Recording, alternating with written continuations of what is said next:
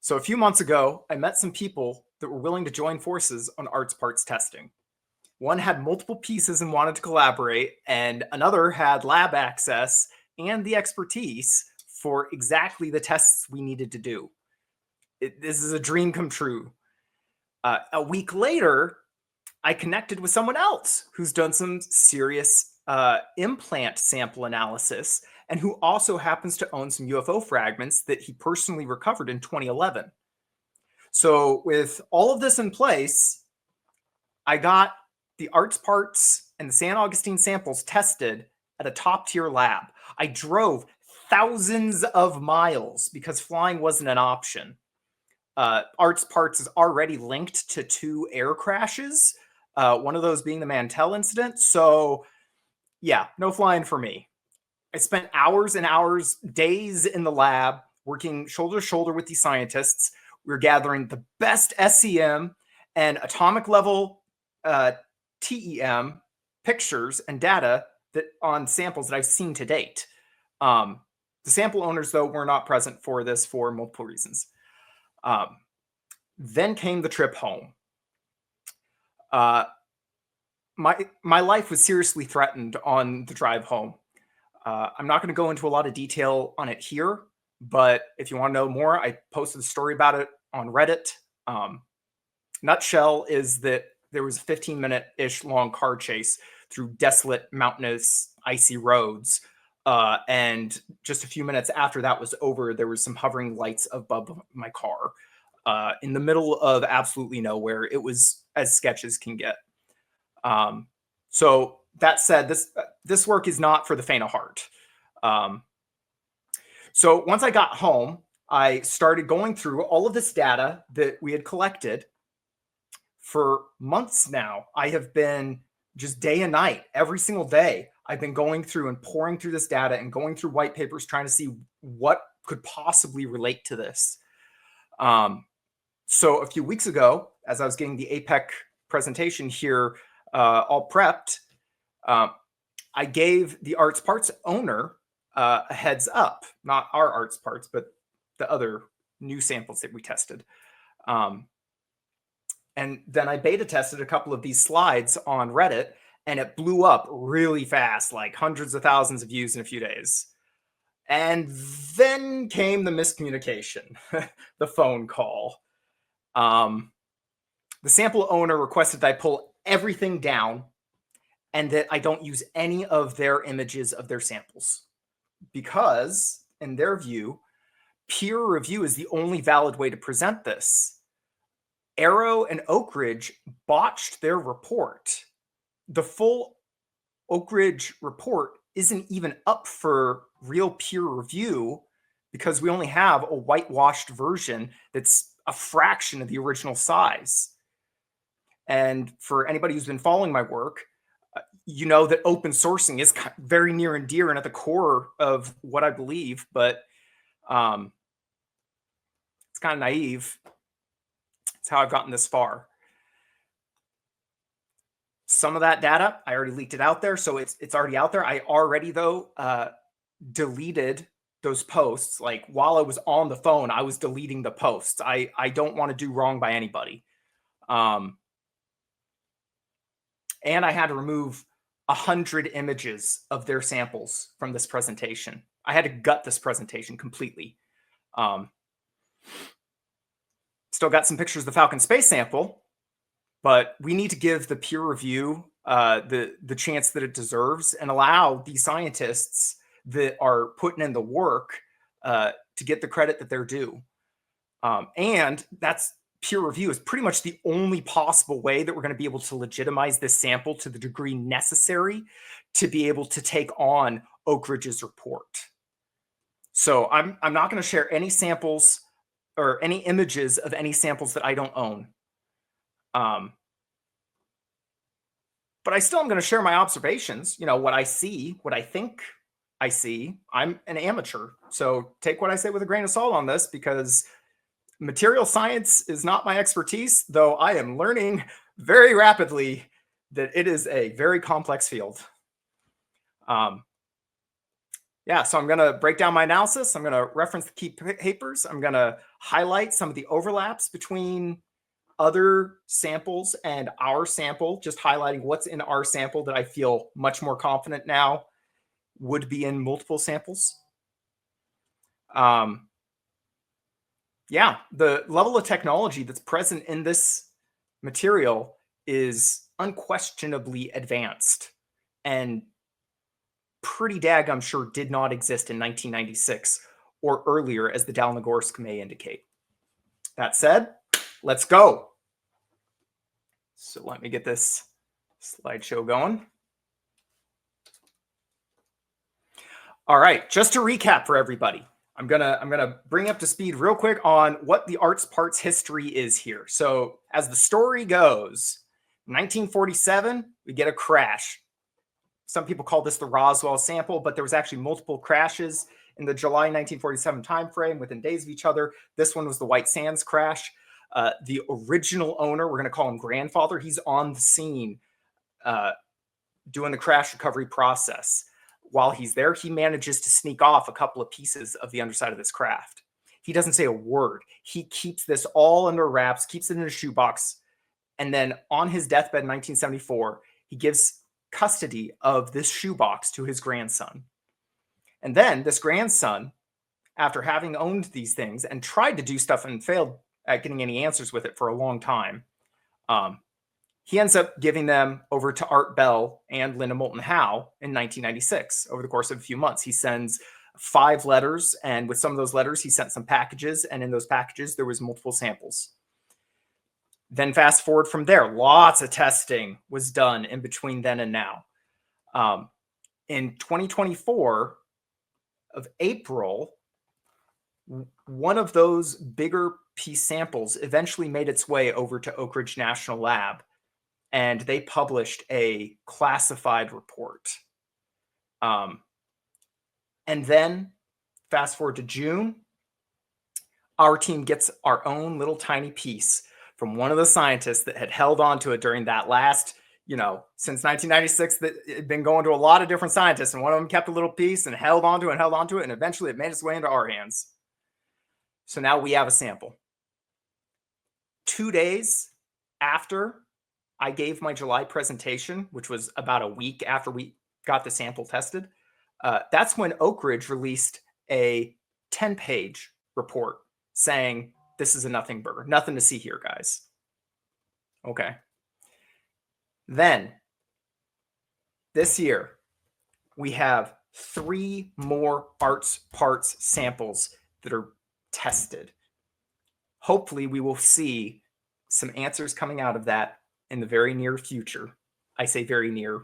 I don't know when they're going to publish their stuff, but I'm hoping that it's going to be sooner rather than later. So here's an overview of what I'm going to give you in this presentation. We have 3 additional arts part samples were tested. This is a really big deal, even though I can't share much about it. I'm going to go over the scanning electron microscope, the electron dispersive spectroscopy, and the transmission electron microscopy. You see a lot of cool stuff when you look at these little things really close up.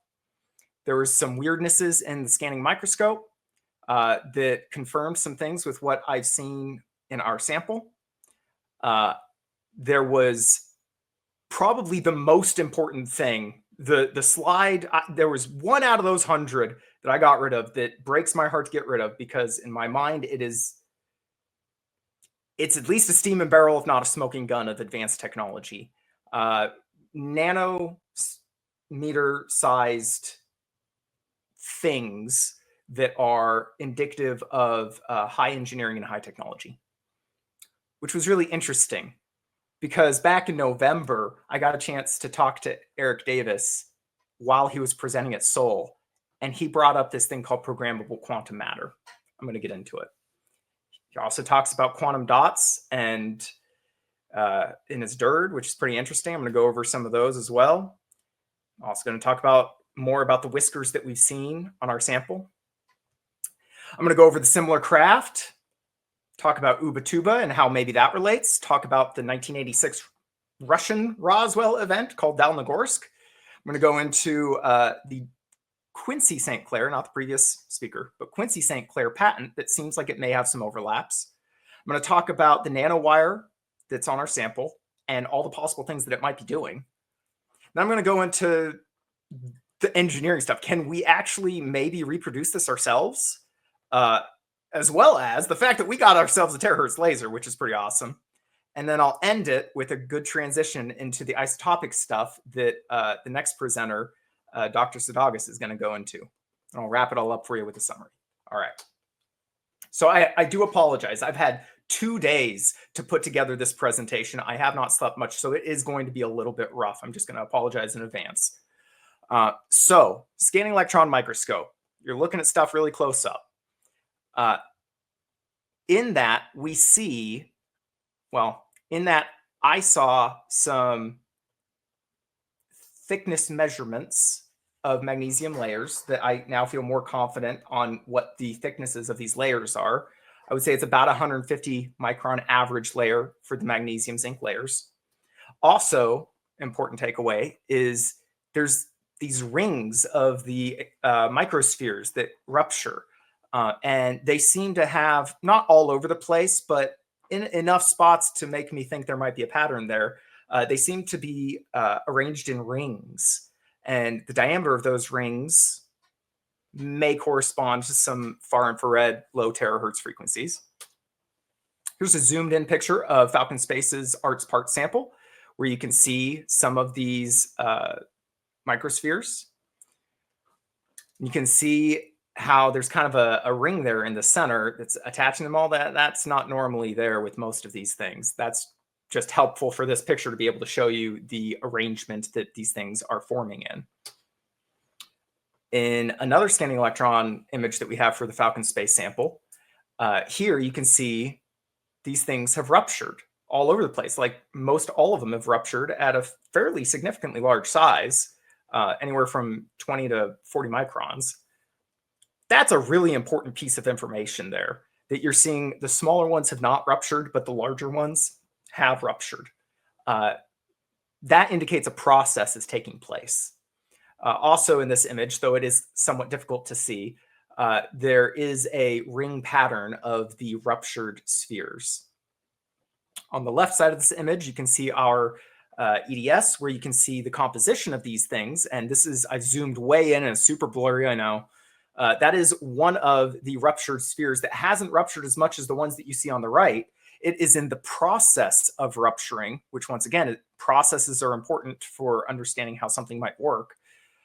In that image, you can see the turquoise is zinc, the yellow is lead, and then the green that's not set at the bottom, the green is oxygen. So we can see in the smaller unruptured ones in that left image that they are mostly composed of zinc. And sometimes that zinc gets oxidized, and it does seem like there is some lead present around it. And you can also kind of tell that these things are hollow inside, or if they did have something inside, it is all gone. Here is some similarities to some other zinc magnesium alloys. In this instance, we can see some nanoparticles of zinc. And you can see how they arrange themselves in a circular pattern like that. This is just somebody else's paper from some other experiment they were doing. This is just an interesting other picture of what a zinc microsphere kind of looks like. And if you look at the scale on that, it's kind of hard to read. It's a little blurry, but it says 20 microns in the lower left side of those images, which is somewhat in the ballpark of what we're seeing in ours. So that's interesting. This slide, once again, it's a little bit rough. I'm not going to go into the exciton polaritons, mostly just the plasmons. You may need to understand and get just a little bit of background on what a plasmon is, because it seems like some of these things might have plasmonic capabilities. So a plasmon, nutshell version, it's just an oscillation of the electrons that are the conductor electrons in a metal. Most of the time, the frequency ranges are in the UV, but sometimes it actually does come down into the terahertz in specific applications. That's about all I'm going to go into on that one. All right, so in the center image here, you can see a 20 nanometer scale. So we're looking at much, much smaller than 20 microns, 1,000 times smaller than 20 microns, right? This is like a transmission electron microscope TEM image here. And you can see the sizes of those dark things is somewhere in the ballpark of 10 nanometers, give or take. That is not a picture of Art's parts. But if one were to look down at the small scale, one might see grains that are small like that. And also arranged in ring shapes. Well, this is interesting because when you arrange zinc grains at just the right spacing apart from each other, they actually can create a waveguide of plasmons, of these waves of electrons. That's very interesting. It may not actually be going on in the sample, but the sizes and the spacings of these things suggest to me that it's worth further inquiry. On the right side, you can see I have a picture of the Oak Ridge National Lab report picture, for whatever that's worth. And that is a much, much zoomed out picture. It is 200 microns compared to the 20 nanometers of the center image. But in that Oak Ridge image, you can see all of the bright pink spots. That's all the zinc. And since we know that it's 150 micron average thickness of magnesium, you can see that this is actually a lot of layers stacked atop each other. This is not just like one single layer. And you can see that it appears as though the distribution of the zinc in the Art's parts is, it alternates. It's like, it's there for 2 layers, it's not there for 2 layers. So that's interesting. Probably a process taking place. So I said a little bit of stuff about terahertz. I'm going to have to give you guys a little bit background. Most people may not be familiar with what terahertz are. So you can approach terahertz from the bottom up or the top down frequency wise. You can approach it from the RF side and you can get into like the hundreds of gigahertz, not quite the terahertz, or you can approach it from the optical side with light and you can try to bring it down, down, down and try to get down there. But there's this range of 1 to 10 terahertz that's really, really hard to get to. And that's unfortunate because there is an absolute megaton of magic that happens in that band. So 1 terahertz is about 1 picosecond or 1,000 femtoseconds. 10 terahertz would be a tenth of that, 100 femtoseconds. In this magical range that we're going to keep an eye on of 3.2 to 5.6, that would be somewhere in the ballpark of 180 to 300 femtoseconds. The wavelength of this, we're looking ballpark 30 to 300 microns in free space. When you actually go in materials, it can change that number a lot. But so in the magic range, we're looking at somewhere between 56 to 94 microns. Black body radiation, this one's kind of interesting. So this is heat. Black body radiation is heat, right? You're constantly emitting black body radiation from your body, and that's why you can get picked up by a thermal camera. Well, that thermal camera is picking up some of these frequencies. It's just a much, much higher terahertz that it's picking up.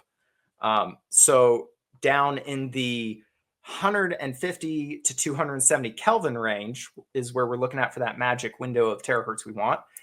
And it turns out you can convert, sorry, I meant to say you can convert terahertz to temperature, right? Because like I said, it's heat. And that would also correspond to anywhere in the ballpark from -4 Celsius to -120 Celsius, thereabouts. Room temperature, you're somewhere around 300 Kelvin, which would be 6.2 terahertz.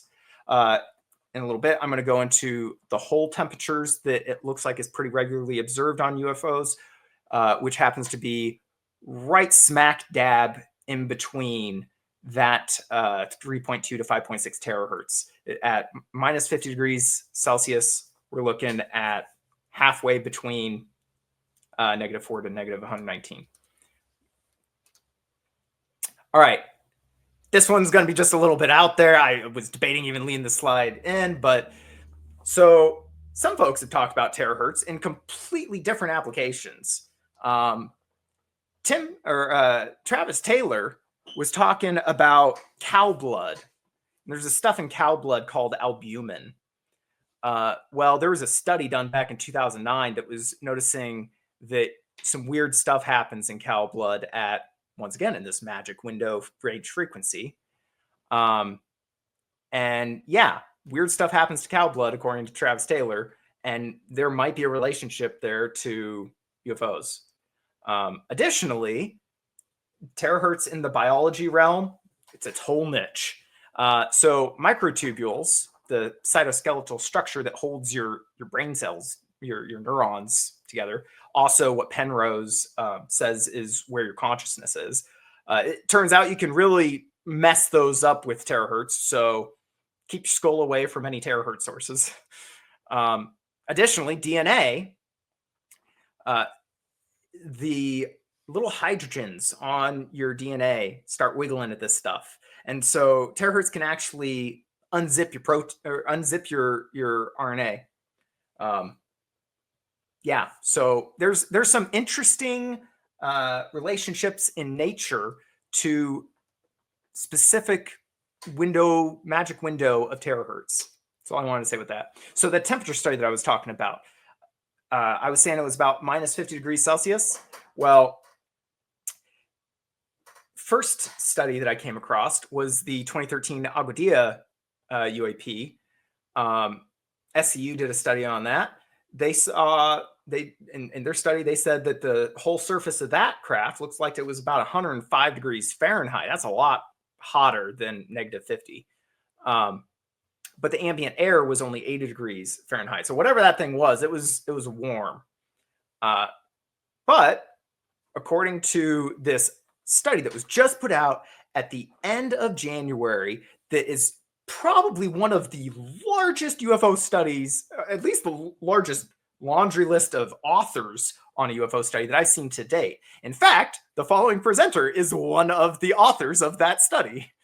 But in that study, that's where they're saying that it seems as though very, very cold temperatures are actually associated to UFOs. This is a very important deal that we have whole surface temperatures, because it's gonna guide a lot further research into this stuff.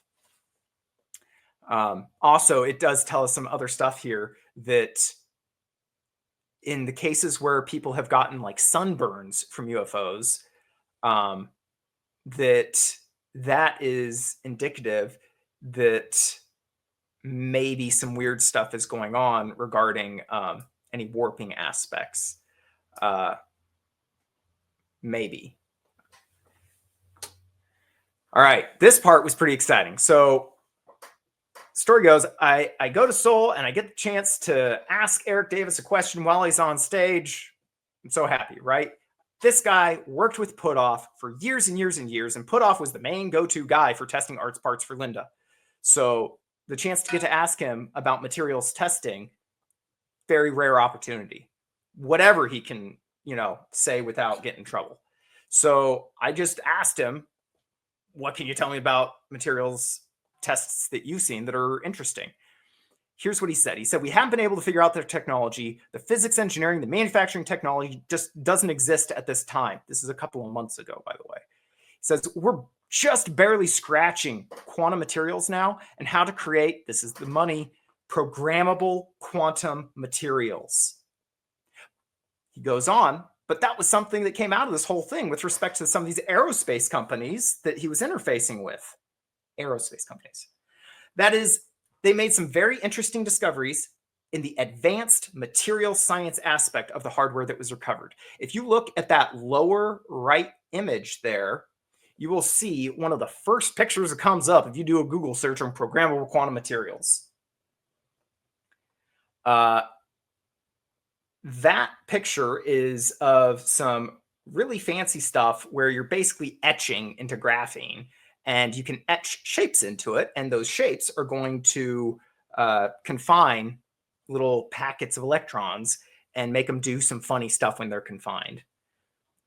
I include that slide because I can't include a different slide.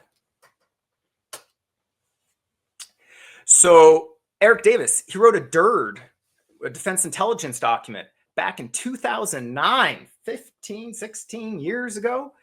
In that document, he's got, once again, some relatable to arts parts things in it.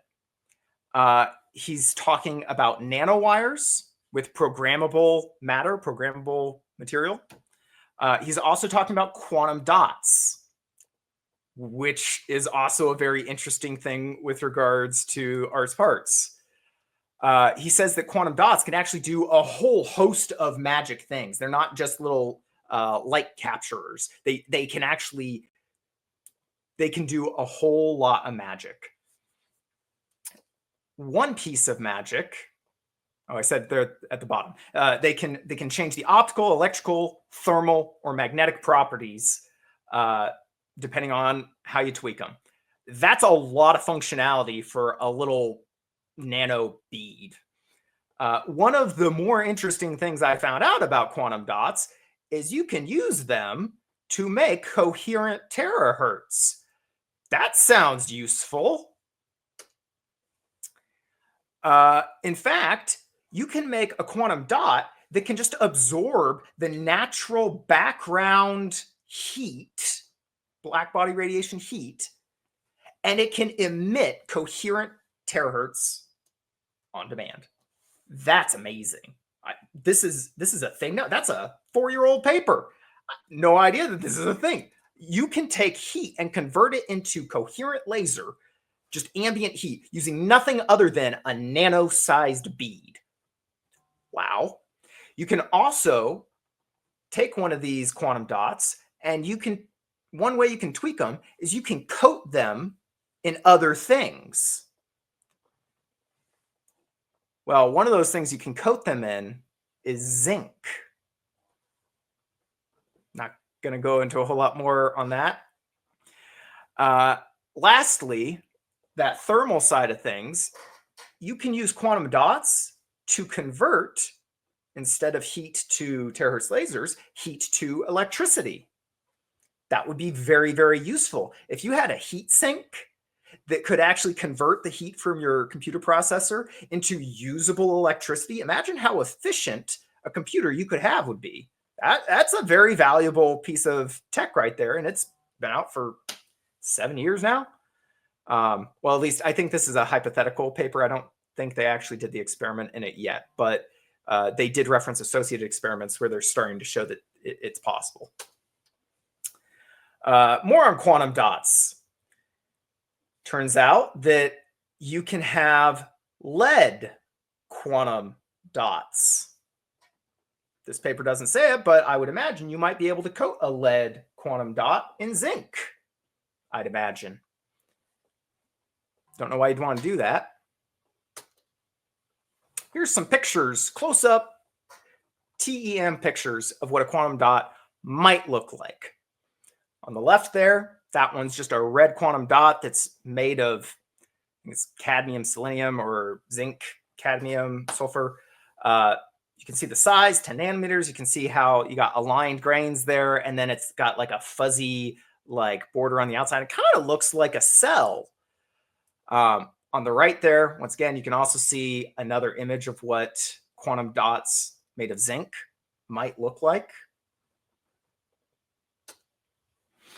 Moving on to some of the whiskers that we have observed in our samples. So these arts parts pictures you can see here, there's no scale on this, unfortunately, because we were looking at this under our metallurgical microscope.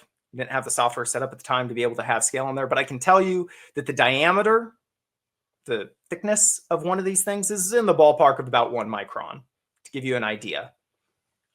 Whiskers can do some stuff, it turns out. They're not useless. First off, they may be indicative that this thing has been exposed to a prolonged electric gradient.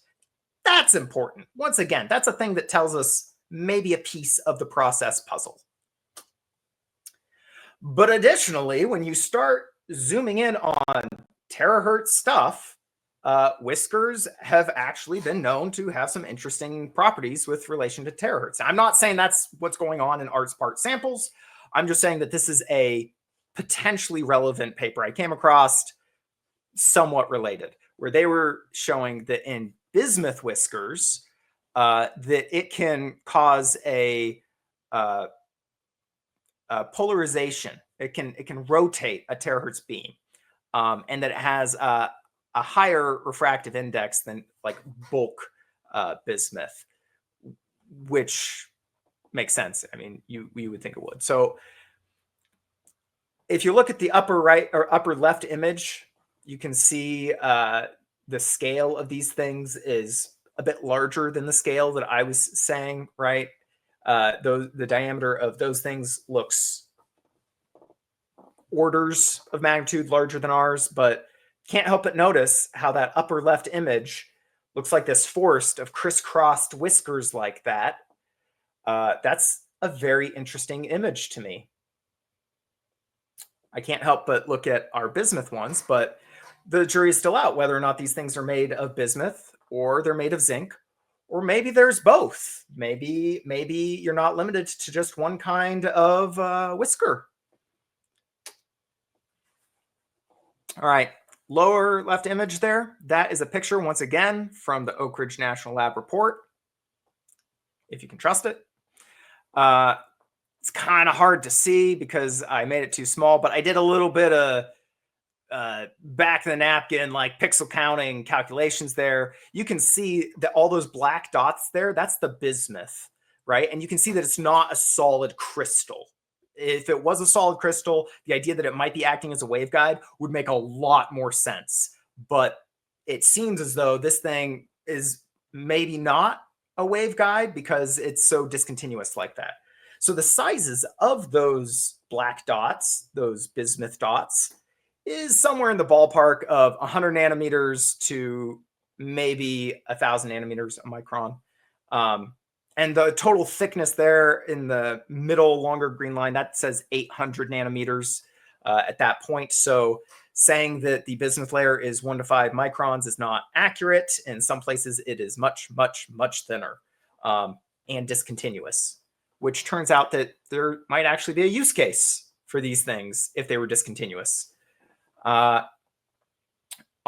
the right side, the lower right side image, this is a paper talking about bismuth nanoparticles, some of them in the sizes of what we're seeing in that Oak Ridge image. In that lower right image, the lower left of that, under the energy loss column, you can see we have 200 nanometer and 500 nanometer spikes there in the EELS. EELS is just another measurement tool you do during TEM to see a couple of other interesting features of a thing, usually like a little elemental analysis, but you can also do some plasmonic stuff with it. It's a useful tool. So it's interesting what I observed there, knowing very little, I will admit, very little about EELS. But I can't help but observe how you have a fairly well-defined hump there in the 200 and 500 nanometer that you don't have in many other places. It spreads out at some of those other sizes. So that's interesting. I wonder if that plasmon relationship there might be important. Let's keep going.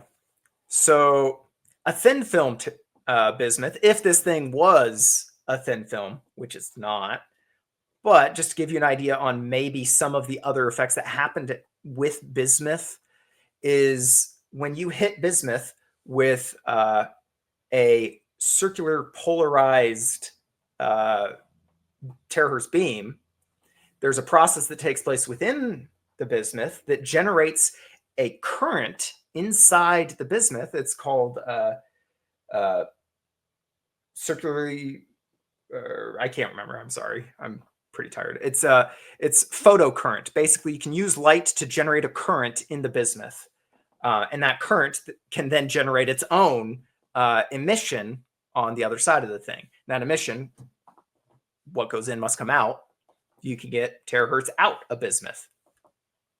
For that, that's 30 nanometers, which is a little bit smaller than what we just saw in the those nanoparticles. But I want to say in that paper, maybe it tops out at like 70 nanometers is where you start getting saturation.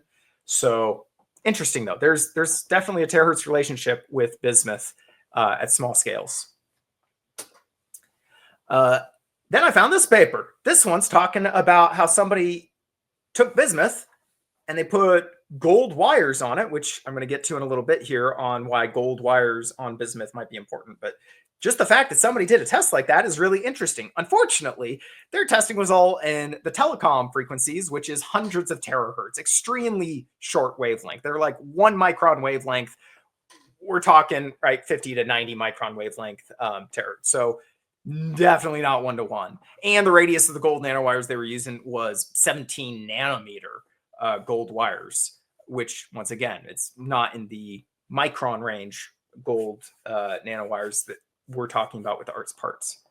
But what happens when you take gold wires and embed them into bismuth is that terahertz beam that comes out, yeah, you can actually cause that thing to rotate. You've now put a polarizer, a circular polarizer on that thing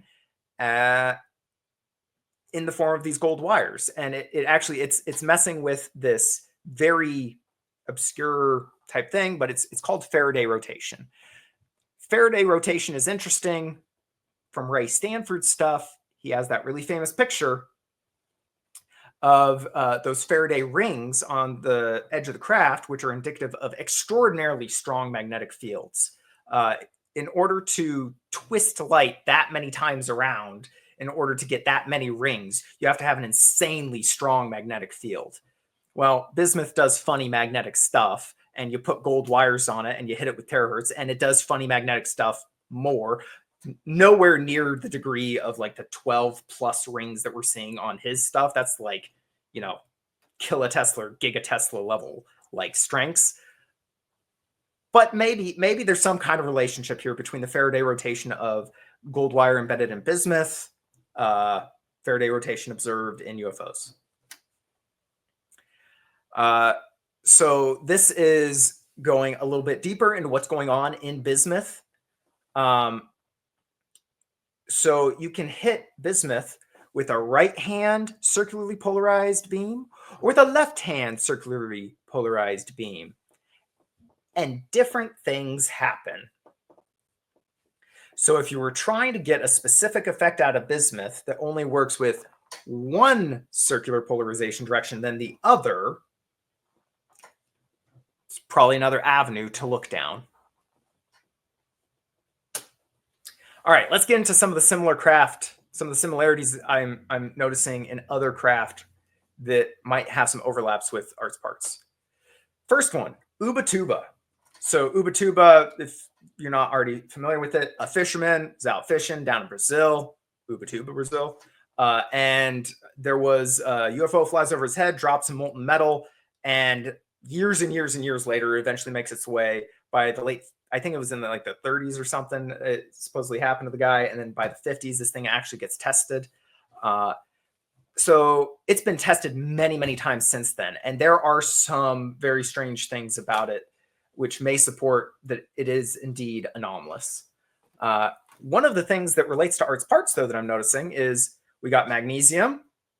It's much, much higher magnesium than what's in Arts Parts. Arts Parts is like 97% magnesium. This is 99.8% magnesium. That's so much more magnesium.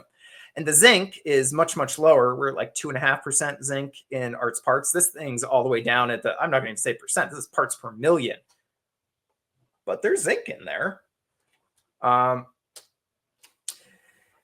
One other thing I want to mention about this is maybe this could be indicative of what is going on with the craft. This stuff came down in metal molten globs as if it was useless to the craft, as if it was throwaway garbage.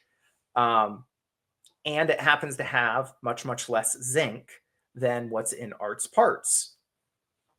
Does that mean that those little zinc microspheres might be getting all used up? And maybe zinc is consumed in the process of whatever this stuff is supposed to do? Maybe. I don't know. I'm just making an observation. All right, this is the one that gets me excited. Downligorsk. When I came across it, I haven't been able to stop thinking about the Downligorsk case since I came across it. This is so cool. So in 1986, January, there was this tiny, tiny little mining town in Russia that is in the mountains. The height 111 thing there, that's because it was like a mountain that was 611 meters above sea level or something like that. Like it's a super prosaic name. But it's 38 and a half years after the original Roswell Arts Parts event. And it's 10 years before Arts Parts enters the public scene. So this, at a bare minimum, even to a skeptic, this can predate, if indeed it has enough overlaps, it can predate Arts Parts back from 1996 back to maybe 1986 if we consider that this could come from a similar craft. I have got this meta study going on all of the elements present that were tested in this stuff back in the 80s.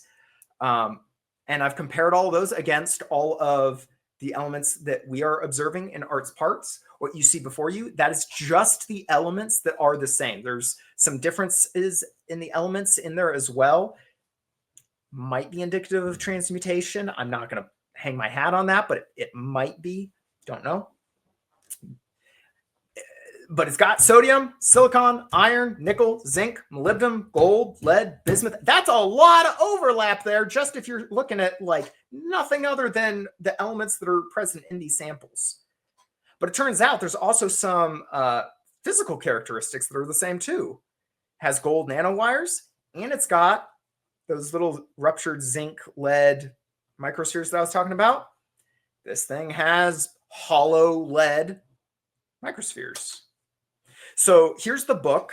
By the way, if anybody goes back and watches this after I've uploaded this presentation, I got links all over the place throughout this whole presentation. This is a book I found that was all in German. I translated it. There's a link in the presentation for this book.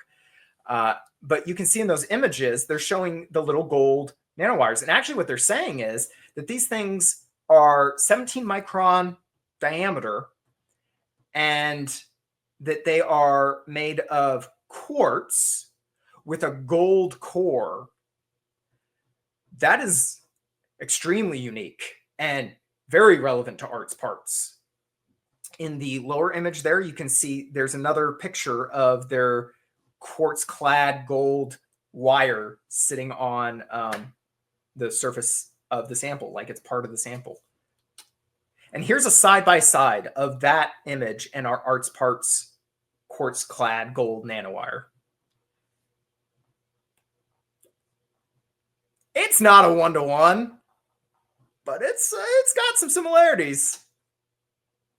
Also, let's take a step back for a second. Remember that DIRD, the Defense Intelligence Document that Eric Davis wrote? Well, in that document, one of the things he talks about is these quantum dot particles being on the outside of a control wire. I'm just making an observation here. If you look at these quartz-colored wires on here, do you see some bumps on there? Do you see any similarities between that quantum dot particles control wire picture and our sample? Maybe. Here is some other parts of the Down-Lagorsk recovered materials. The important part here is in the center. I got a picture there for you of our EDS ruptured zinc lead microsphere. And below that is the picture of the lead droplets that are like hollow in the middle. Now, I think there is a size difference here, also an elemental difference. You know, if they're saying those are lead and we only see like a bit of lead in ours, and how hollow do those look? I mean, you can go after that all you want. Like it is far cry from a definite overlap, but maybe a relationship. If anything, maybe this can once again help give us an idea on some processes that are taking place, if indeed these come from similar craft. Additionally, though, they also talk about a gold mesh.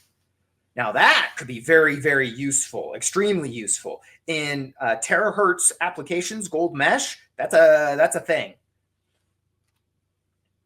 So here's a little blurb from that book where they're talking about the gold nanowire that's clad in quartz. The scientist said that the metal fabrics that they found, which I believe is the gold mesh, says that a natural or a terrestrial technical, meaning human made on Earth, origin is excluded. That scientist, for the life of him, could not imagine any way in 1986 that somebody could be making a gold nanowire encased in quartz at the sizes that they're seeing, nor these gold meshes at the sizes that they're seeing. Like, it wasn't a thing at the time. 10 years before Arts Parts. So here's an interesting thing. So Quincy St. Clair, related to the gold nanowires. Quincy St. Clair, if you know, you know. So this guy has a lot of really interesting patents. Some of them are way out there. Some of them are less so. This one, I'll put it somewhere in the middle. So in this one, he is talking in 2004 about a braided gold coaxial cable. In his case, he's saying a gold within gold, but you could replace the outer gold with quartz and it would perform better. But in this patent, he's talking about a gold coaxial cable in the micron size. He's saying that it couples to space-time itself somehow. It's a dimensional manipulator somehow. The important part is that he says it just so happens that according to all these calculations he's got, should be about 16 to 17 micron diameter. That's interesting. I wonder if he knew about the Dowling-Gorsk thing. Maybe he knew more. Maybe not. Maybe it was just dumb luck, but that's what's in his patent.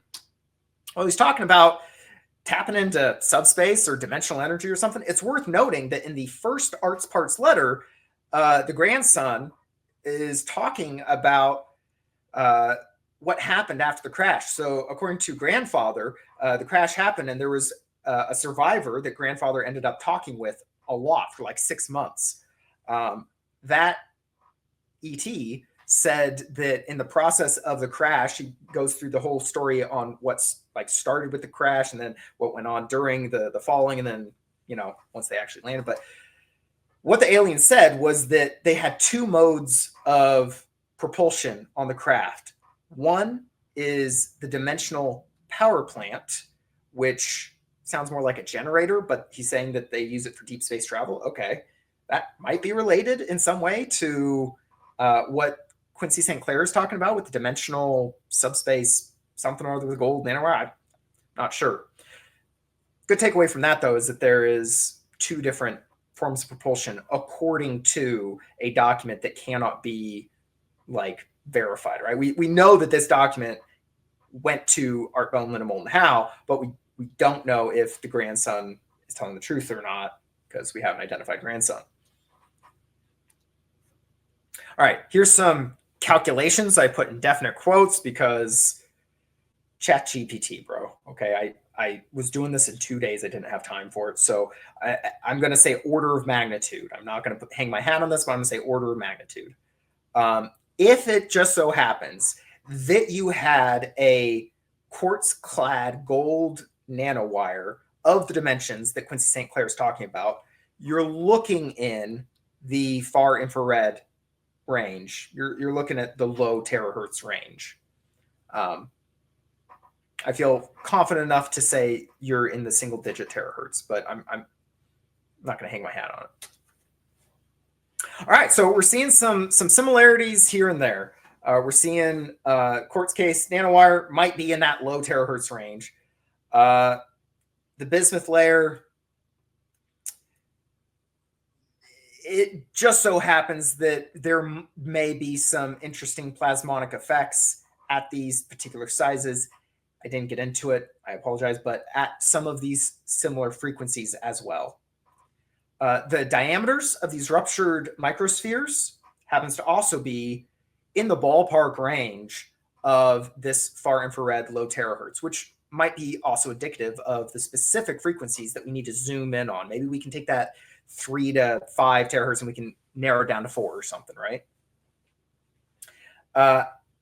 Maybe if there were zinc-sized nanograins present in this thing, they might be interacting as far infrared low terahertz plasmonic devices. And then, of course, the magic from Lou Elizondo's book, Imminent, he just puts it right out there. He says, this was the frequency that was really interesting. Gives a range 3.2 to 5.6. Here's some more stuff about how you can improve a nanowire by cladding it in quartz, because you get this negative refractive index of the quartz, and it's a whole thing. It improves your nanowires. Also, though, if you take a nanowire, if you take a bunch of nanowires and you position them in the right way, in the right shape, you can end up steering, doing beam steering. That might be useful for something. If you have a whole array of them like that, you could end up twisting a beam. Once again, we come back to circular polarization and twisting beams. I can't help but notice that that gold nanowire that we got on ours happens to have an angle in it. So got a protractor out, measured the angle. Image on the right there is the scanning electron microscope image of our sample. So the thing is that on the bottom arm that you see here, you can see how it kind of kicks up. It's got a little bend up there. So I measure distances and angles to both. It looks like at the elbow there, the long elbow, it looks like that's at around 120 degrees. And it looks like that little kick up at the end, it looks like that's about a 25-degree kick up. So overall, from tip to tip, you're in the 100-degree range, give or take. I also, using the scanning electron microscope image you just saw, I overlaid that over the other one. And then I took the scale from the scanning electron microscope image to try to come up with a ballpark length on these arms of this thing. There's better ways of doing this, way better ways that look way less messy than this. But this is what you get with a very rushed presentation. It turns out that this potentially phase shifting something or other metasurface gold, if it is maybe gold nanowire, the length of one arm is around 260 microns. The length of the other arm in total is around 240. That little 20-degree or 25-degree bend that we see there, the length to that point from the elbow is around 130 microns. It's right around the halfway mark. Well, that's really interesting because the average layer thickness of the magnesium and zinc is 150 microns. I might just be noticing things that aren't there. Maybe there's no relationship between the lengths of these arms and the thicknesses of the magnesium layers. But it's in the ballpark. The overall length of those is quite different at 60%. But that bend there, that little 20-degree bend there, if we look at that length, if that's important, that's within spitting distance of the average thickness of these layers. From Lou's book, we can see that Lockheed tried to make their own, and he included a picture in there.